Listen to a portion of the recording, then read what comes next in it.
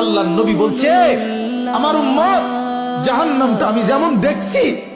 যদি তোমাদেরকে বলতাম আর বুঝাইতাম তো তোমরা আর জীবনে কোনোদিন হাসতা না, জীবনে আর কোনোদিন স্ত্রীর সাথে রাত্র কাটাইতা, জীবনে কোনোদিন জনপদে থাকতা না, বরং জঙ্গলে আর পাহাড়ে গিয়ে আশ্রয় নিতা, আর 24 ঘন্টা শুধু কান্তা জাহান্নামের ভয়ে। আমি যেটা দেখছি, নবীজি বলছে, লাউ তা'লামুনা মা আ'লামু লা দাহিকতুম কালিলা ওয়া লা বাকাইতুম কাসীরা। আজ আপনারা, আল্লাহর নবী এটা পর্যন্ত হাদিসে বলছে, হাদিসের মধ্যে মিশকাতে এই কথা আছে,